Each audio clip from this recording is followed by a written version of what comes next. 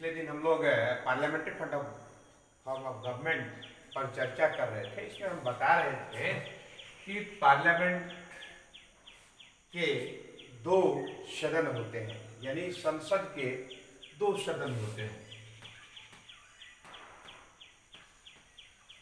एक को हम कहते हैं निम्न सदन और एक को कहते हैं उच्च सदन। यानी निम्न सदन जो लोकसभा के रूप में जाना जाता है और उच्च सदन जो राज्यसभा के रूप में जाना जाता है।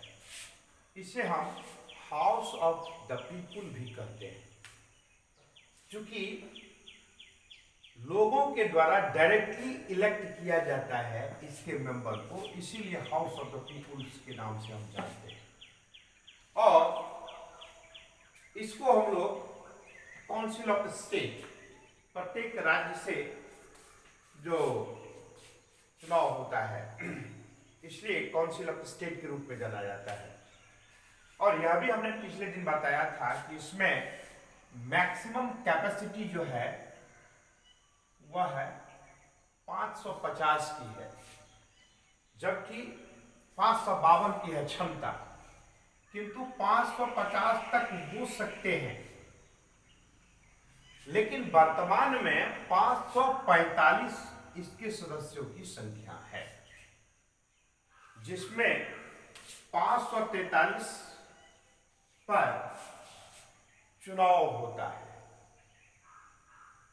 543 पर, जिसमें कि 530 जो है वह है विभिन्न स्टेट से है और शेष जो है यूनियन टेरिटोरीज से जो है चुनाव होता है। और ये जो दो देख रहे हैं आप, ये राष्ट्रपति के द्वारा नॉमिनेट होता है। और खास करके वैसे अल्पसंख्यक समुदाय के लोग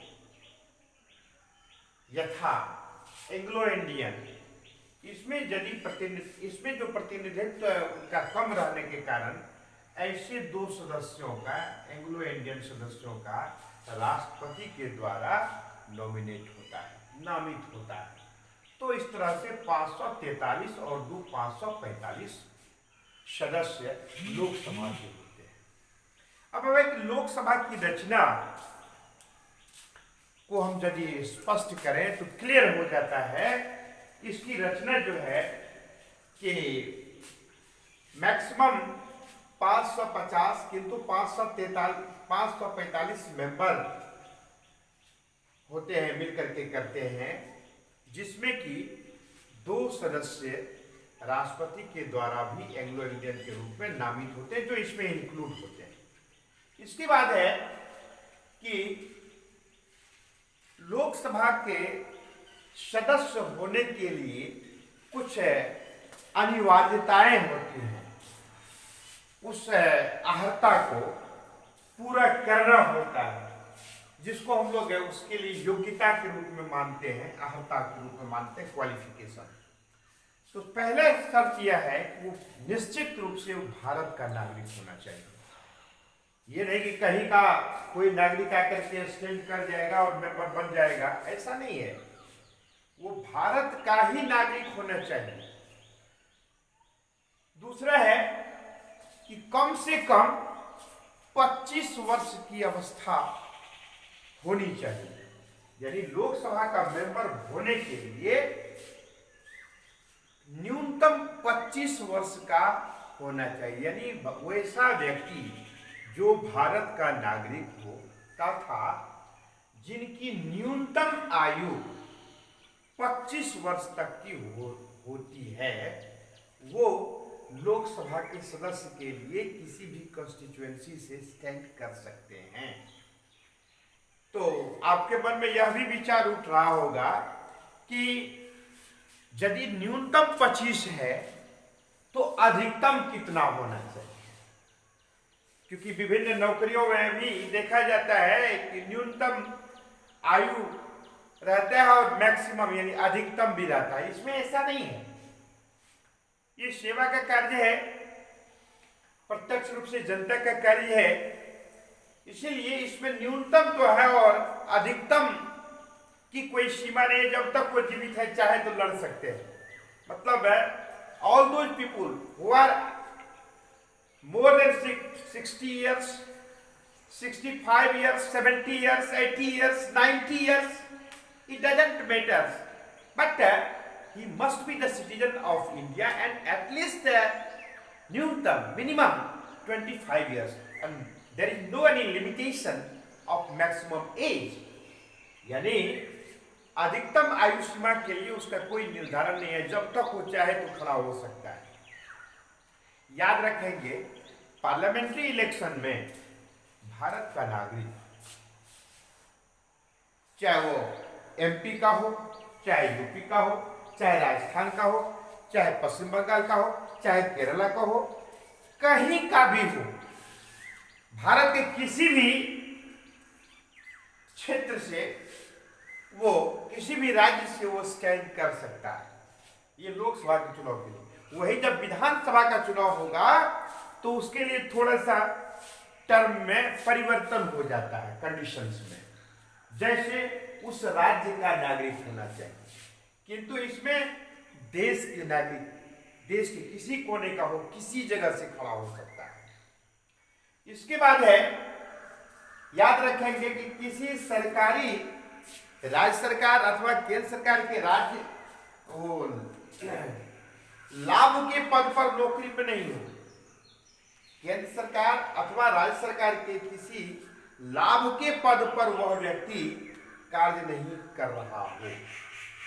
इसके बाद है कि ऐसा व्यक्ति जो जिसको दूसरे देश की नागरिकता है, मैंने पहले भी क्लियर किया था, तो वैसी स्थिति में भी इसके मेंबर बनने को इंटाइटल नहीं होते हैं, होंगे भी तो यदि पता चल जाएगा कि उनको दूसरे देश की भी नागरिकता है तो वैसी स्थिति में उसकी नागरिकता, उसका मेंबरशिप समाप्त हो जाएगा। इसके बाद है कि वो साउंड माइंड का हो, इसके ठीक विपरीत अनसाउंड माइंड।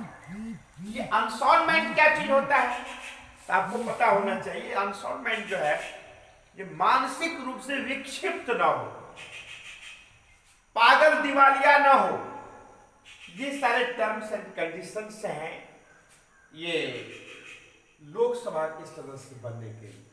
मैंने अभी लोकसभा की ही बात की है, राज्यसभा में भी कमोबेश स्थितियां हैं, किंतु उसमें थोड़ा सा अंतर है, इसलिए मैंने स्पेशली लोकसभा को पहले चर्चा की है, क्योंकि राज्यसभा में सीधे इसका यदि 25 वर्ष है तो उसका 30 वर्ष हो जाता है न्यूनतम, उसको हम लोग बाद में चर्चा करेंगे।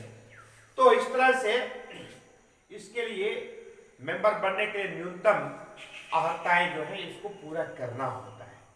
हम लोग पिछले दिन, आप लोगों को याद होगा, पिछले दिन चर्चा कर रहे थे कि इसका कार्य होता है, लोकसभा और राज्यसभा दोनों मिल करके, बहुत जल्दी में हम लोग चर्चा कर रहे थे, लोकसभा और राज्यसभा दोनों मिल करके देश के लिए, देश के हित के लिए, देश के कल्याण के लिए, जनता के कल्याण के लिए नियम समय समय पर बनाते हैं और नियमों में संशोधन किया जाता है समय समय पर। तो ये दोनों ही सदन के, यानी लोअर हाउस और अपर हाउस के दोनों सदनों के सदस्यों के मेजॉरिटी के आधार पर नियम बनाए जाते हैं, नियम बना दिए जाते हैं और उसको इम्प्लीमेंट किए जाते हैं। आपको हम पिछले दिन बताए थे कि इम्प्लीमेंट कौन करता है, तो इम्प्लीमेंट एग्जीक्यूटिव बॉडी करता है।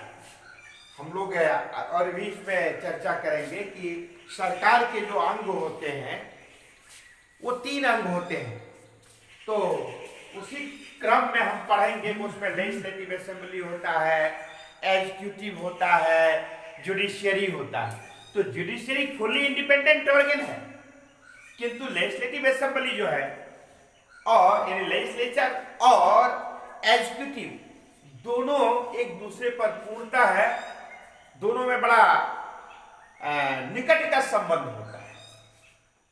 तो एक का कार्य होता है, लेजिस्लेचर का कार्य होता है विधान बनाना, नियम बनाना, और भारत में लेजिस्लेचर को हम लोग पार्लियामेंट के रूप में जानते हैं। याद रखेंगे हमारे बच्चों, भारतवर्ष में लेजिस्लेचर को हम लोग पार्लियामेंट के रूप में जानते हैं।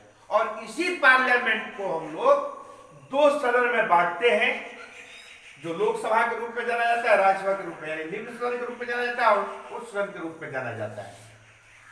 और इसी में जब गवर्नमेंट फॉर्म करती है, सरकार बनती है, और जो विभिन्न प्रकार का सेशन चलता है, 3 सामान्य सत्र चलते हैं देश में एक साल में, तो उसमें समय समय पर देश की विभिन्न प्रकार की समस्याओं पर चर्चा चलती है, वाद विवाद होते हैं और सरकार के कार्यों की समीक्षा होती है।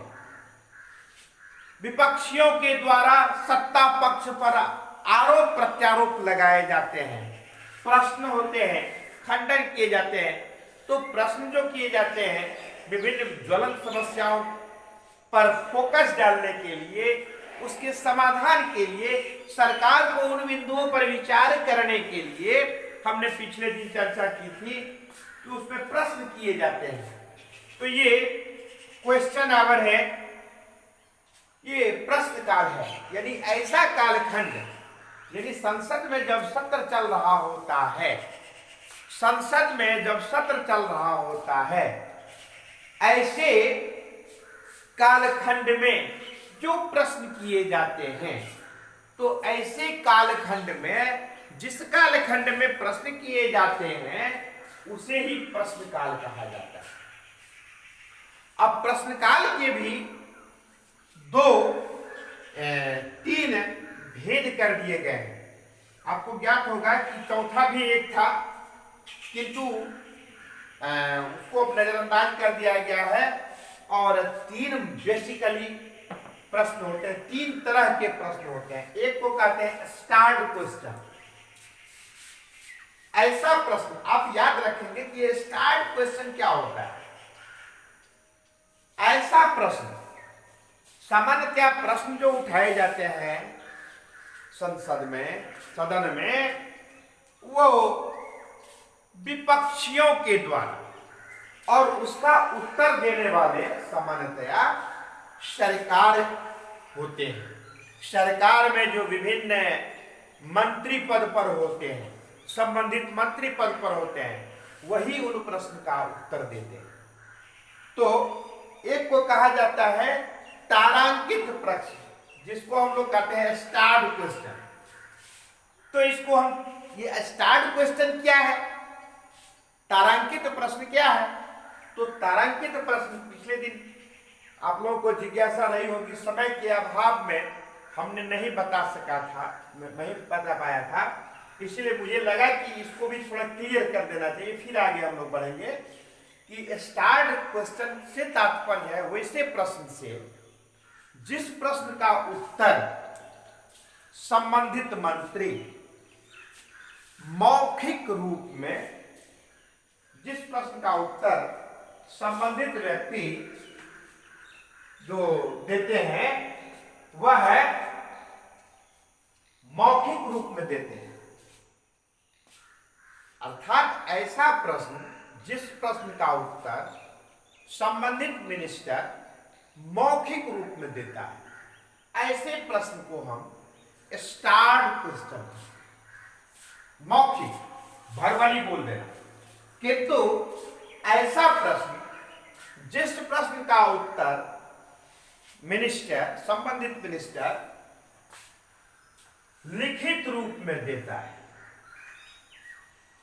ऐसे प्रश्न को अनस्टार्ड प्रश्न यानी क्वेश्चन कहा जाता है।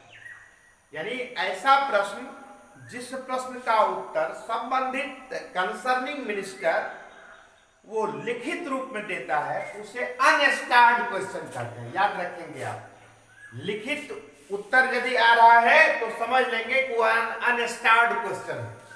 यदि मौखिक उत्तर आ रहा है तो समझ लेंगे कि स्टार्ड क्वेश्चन है। और एक तीसरे प्रकार का भी प्रश्न होता है।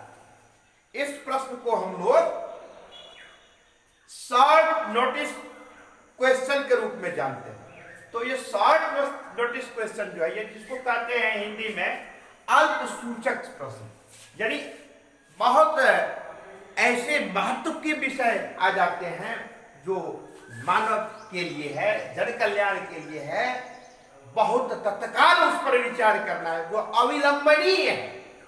ऐसे प्रश्न का उत्तर, ऐसे प्रश्नों को रेज किया जाता है। तो ऐसे प्रश्न को यानी बहुत कम समय में ही सूचना दे करके विधान लोकसभा अध्यक्ष को बहुत कम समय में, जो 10 दिन से भी कम समय का होता है, वैसी स्थिति में जो प्रश्न किए जाते हैं अन्य सभी प्रश्नों को छोड़ करके, तो इसको कहते हैं शॉर्ट नोटिस क्वेश्चन, यानी अल्प सूचक प्रश्न कहा जाता है। जो बहुत ही महत्वपूर्ण विषय वाला होता है, ऐसे विषयों को, अन्य कार्यों को नजरअंदाज करके पहले उसी पर चर्चा की जाती है। ऐसे प्रश्न को अल्प सूचक प्रश्न का है, जो अविलंबनीय हो, लोक महत्व के लिए, लोक कल्याण के लिए, लोक हित के लिए।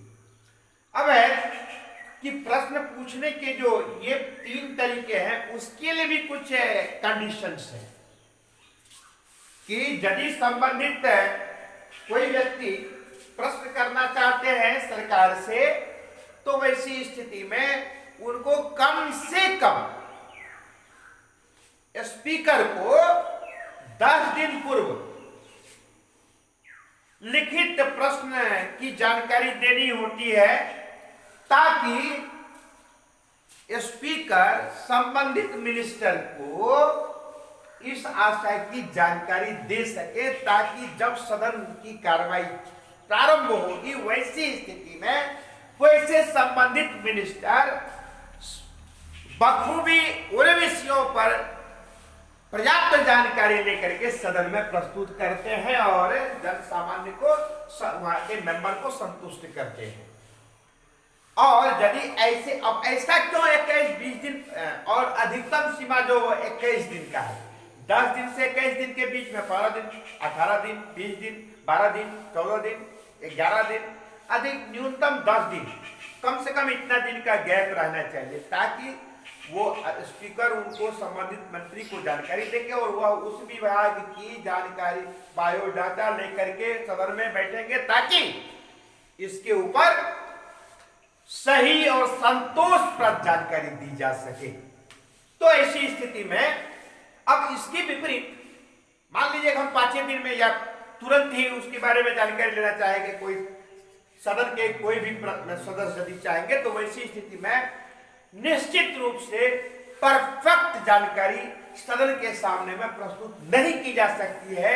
इसीलिए इस प्रकार की बाध्यता, इस प्रकार की अनिवार्यता होती है।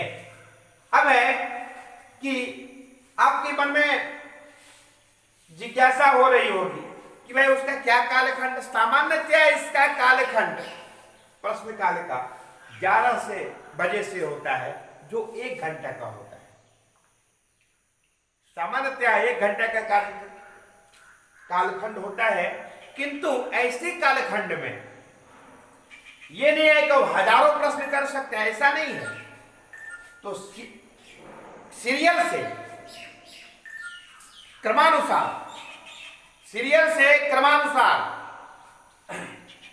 उन प्रश्न को राइज किया जाता है और फिर उसका उत्तर लिया जाता है। तो अधिकतम 20 प्रश्न किए जा सकते हैं और उसके लिए 1 घंटा का समय होता है, किंतु यह भी ध्यान रहता है कि एक प्रश्न का उत्तर, यानी एक प्रश्न को क्लियर करने में अधिकतम 8 मिनट का समय दिया जाता है। वैसे 20 प्रश्न है तो 20 या 60, 3 मिनट नेचुरली हो गया। तो इस तरह से अधिकतम 8 मिनट उसके लिए क्लियर है समय, और न्यूनतम 3 मिनट, यानी 3 मिनट में उसका समाधान हो जाता है सामान्यतः, ताकि ज्यादा से ज्यादा प्रश्न किया जा सके। ऐसा नहीं कि एक प्रश्न किया गया है और उसी में कंटिन्यू घंटा भर समय बिता दिया, ऐसी बात नहीं है। तो इस तरह से प्रश्न करने की विधि है और जिसके बारे में हमने बताया है।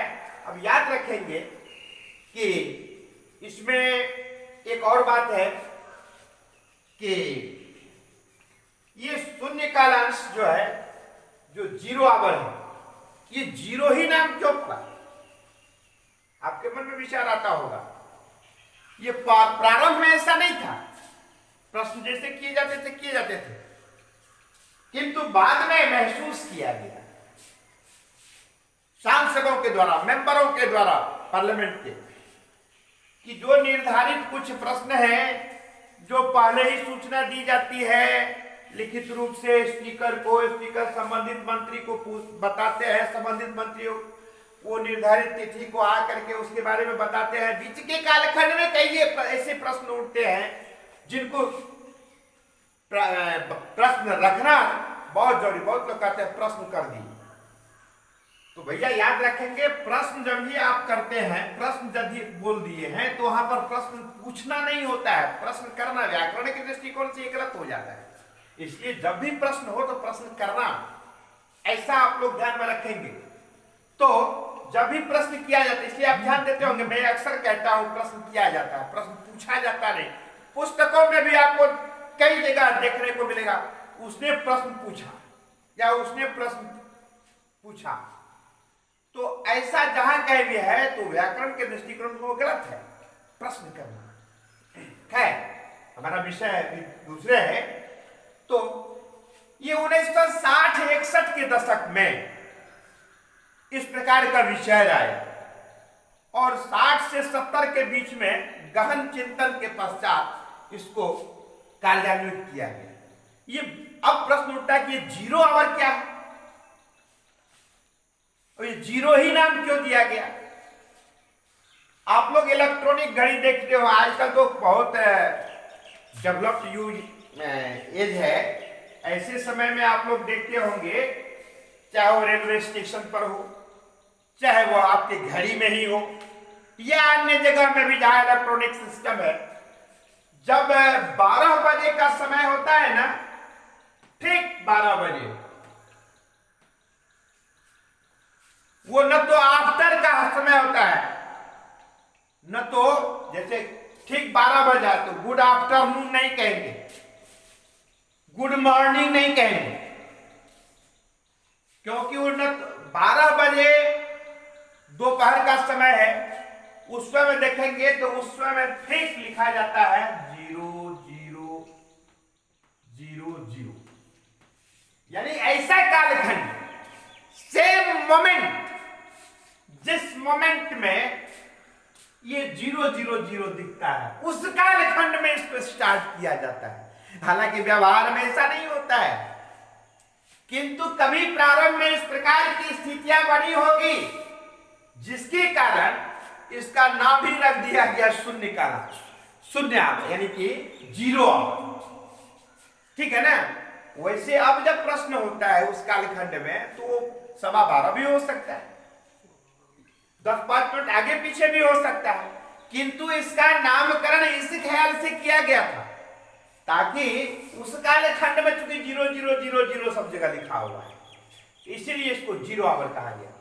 अब है कि ऐसा कालखंड बनाया गया जिस कालखंड में मतलब every member has right to write any type of question which is related to that house, and they are all independent according to their system.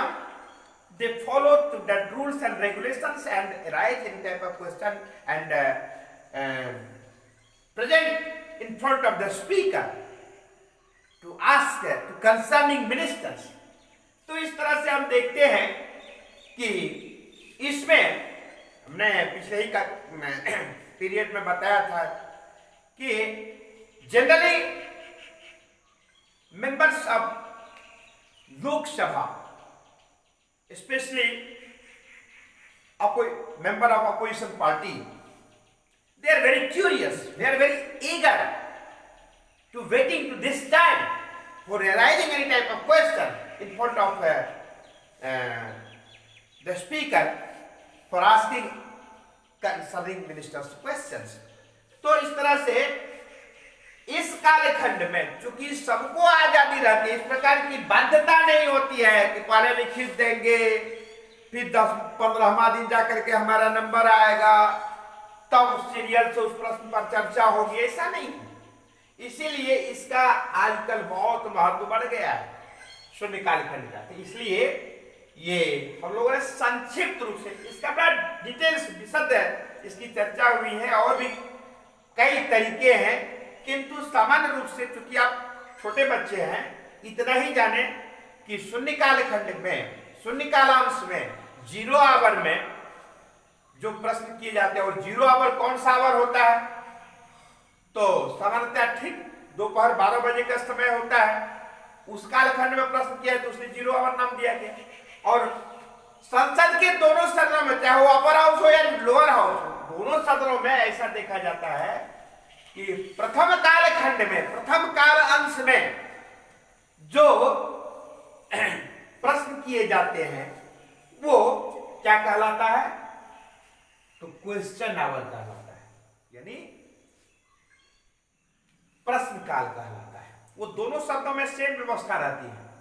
तो इस तरह से आप लोगों ने इसको क्लियर किया। अब अगले दिन हम लोग चर्चा करेंगे कि what are the functions of Lok Sabha और lower house, and later on we will discuss about